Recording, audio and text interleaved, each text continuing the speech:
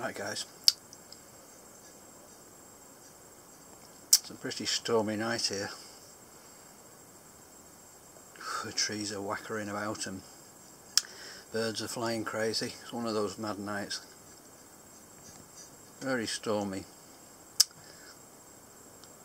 Tend to get some rough weather on the northwest coast. I'm just smoking a bit of dark bird's eye, which is a nice good old strong maritime tobacco. Probably the sort of thing that people used to smoke in the old days on the ships, trawlermen and fishermen.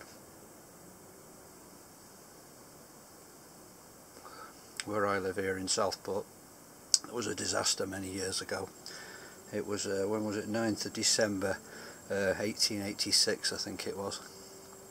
It was one rough night, a bit like this, when the flares probably went up and the guys got down to the lifeboat house.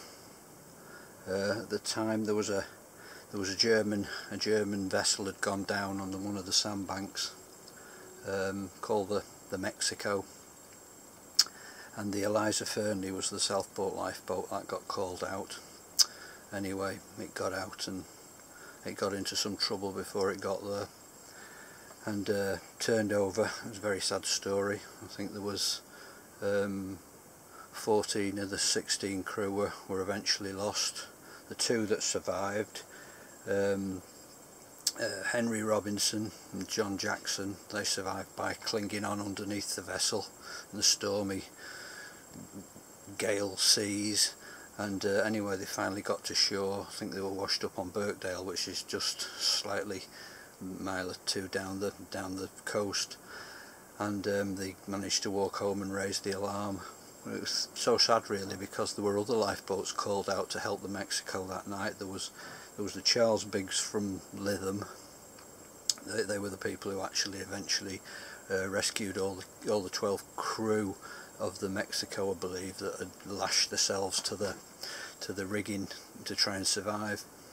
And there was another one, the Laura Janet from St Anne's, which is Blackpool, both from Blackpool, that area. And I think the Laura Janet lost all her crew.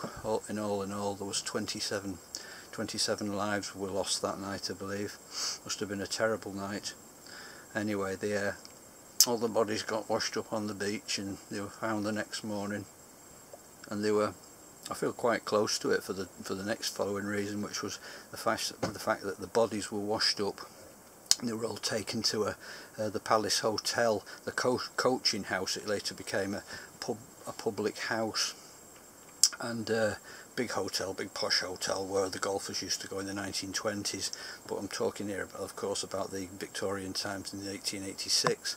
All the bodies were taken there and laid out, and it was a national disaster in Victorian times, this Southport lifeboat disaster. And the funny thing about it is my granddad, Eugene Geschwinder, who we're not sure if he was Swiss or German, he was actually a young man at the time, and he was the head waiter of the Palace Hotel later on, so I feel quite a connection with it.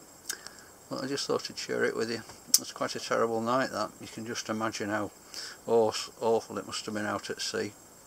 And who knows, they were all fishermen, I believe, or nearly all fishermen that perished. And who knows, they probably smoked something like the stuff that I've got here, which is the bird's eye. And it's a very tragic night. Even though I didn't know anybody from it, it makes me feel sad thinking about it, because it was such a terrible disaster. Anyway, I just thought I'd share that with you, just to cheer you up for the evening. Anyway, thanks for watching, guys. Happy piping, see you soon, bye bye.